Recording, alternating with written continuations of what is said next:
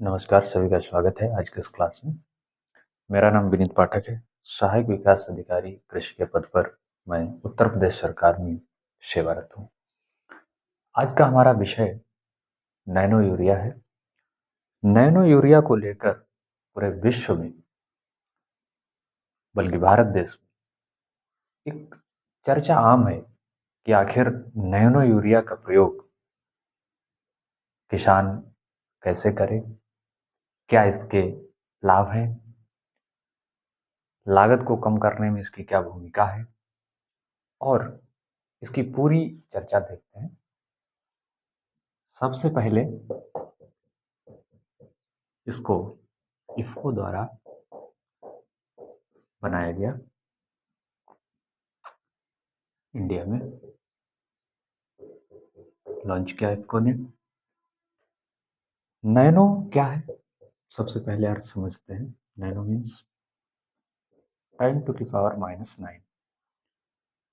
किसी वस्तु का 10 अरबवां हिस्सा, इसको नैनो पार्टिकल्स कहते हैं। नैनो पार्टिकल जब किसी वस्तु का इतना सूक्ष्मतम कण प्रयोग किया जाएगा तो परंपरागत से इसकी तुलना हम कैसे करेंगे। ये परंपरागत दानेदार यूरिया है, ग्रेन्यूल यूरिया और नैनो कैसे भिन्न है देखता है। ग्रेन्यूल यूरिया और नैनो यूरिया,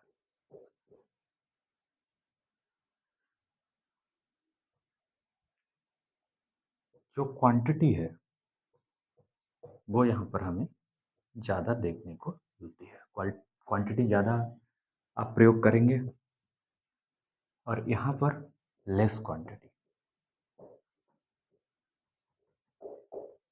किसी खाद फर्टिलाइजर की पूर्ति करने के लिए अगर यहाँ पर हम 50 kg देंगे तो यहाँ पर हम 250 ml लिक्विड देंगे तो बराबर होगा। इसी तरह अगर हम देखें तो यहाँ पर हम अवशोषण एब्जॉर्प्शन की बात करते हैं।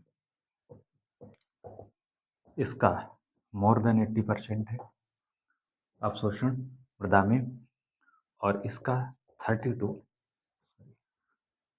इसका अवशोषण जो है ग्रेन्यूल का 30 to 50%। और वहीं अगर नैनो यूरिया की हम बात करते हैं तो ये जो अब्सॉर्प्शन है बढ़कर मोर देन 80% हो जाता है। ये अवशोषण कैसे कम है, ये कैसे ज़्यादा है, इसकी मैं चर्चा भी करने वाला हूँ। जब इन सब कंपैरिजन को हम देखते हैं, क्योंकि पूरे देश में अगर डाटा देखा जाए तो पूरे उर्वरक का 80% यूरिया की मांग होती है। सभी उर्वरक जब दानेदार किसान प्रयोग करता है तो उनकी जो मात्रा है वो ज़्यादा देनी पड़ती है, यहाँ पे आप देख रहे हैं।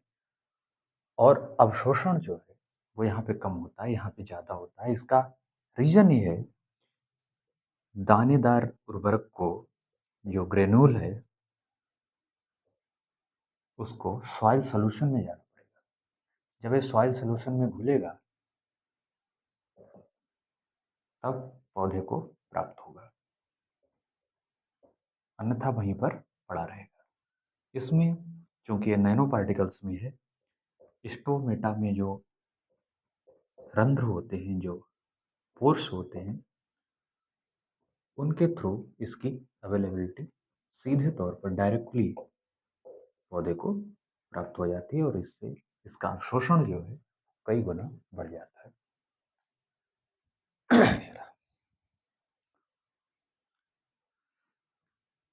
जब यूरिया के उर्वरक की हम बात करते हैं तो जब इसकी पीक डिमांड होती है तो यूरिया के लिए अवेलेबिलिटी को लेकर बहुत समस्याएं खड़ी होती हैं। उन सभी को कोप अप करने के लिए जो नैनो फर्टिलाइजर है वो बहुत ही उपयोगी साबित हुआ है। अब हम देख लेते हैं कि परीक्षण क्या कहते हैं, टेस्ट क्या कहते हैं। टेस्ट क्या कहते हैं? 11,000 11,000 प्लेसेस पर इसका परीक्षण हुआ। 94 क्रॉप्स पे इसको यूज करके और इसके जो परिणाम हैं वो देखे गए। लगभग सभी जो हमारे आईसीआर के इंस्टीट्यूशंस हैं, चाहे स्टेट एग्रीकल्चर यूनिवर्सिटीज़ हैं, उनमें सभी में इनको परीक्षण के लिए ट्रायल के रूप में इसका प्रयोग हुआ। और वहाँ से जो परीक्षण आए उनमें बताया गया कि नैनो यूरिया के प्रयोग से 8% की उपज जो प्रोडक्शन है वो बढ़ा है।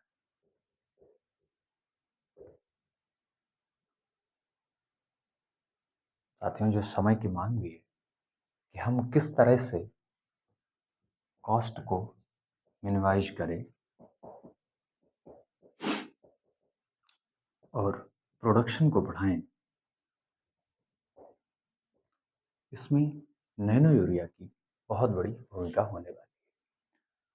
बहुत सारे इसके अगर लाभ पे चर्चा करें तो कॉस्ट मिनिमम एक इसका बेनिफिट है। वहीं पर्यावरणीय अगर लाभ देखें, इन्वायरमेंटल बेनिफिट्स पे अगर चर्चा करें तो आज क्लाइमेट चेंज का दौर चल रहा है और इसमें हम सभी जानते हैं नाइट्रस ऑक्साइड की बहुत बड़ी भूमिका है। जब दानेदार यूरिया को हम प्रयोग करते हैं तो नाइट्रस ऑक्साइड रिलीज होता है और ये ग्रीन हाउस इमिशन को बढ़ाता है, जो कि क्लाइमेट चेंज के लिए उत्तरदायी है। ऐसे में हमें नैनो यूरिया का प्रयोग निश्चित रूप से लाभकारी होगा और इसी तरह हम आगे भी जो नई प्रौद्योगिकी है कृषि में जो इस समय अडॉप्ट की जा रही हैं उन पे चर्चा करते रहेंगे। और आज इस क्लास के लिए संडे का जो इशू है उस पर मैं नैनो यूरिया को रखा। सभी का धन्यवाद।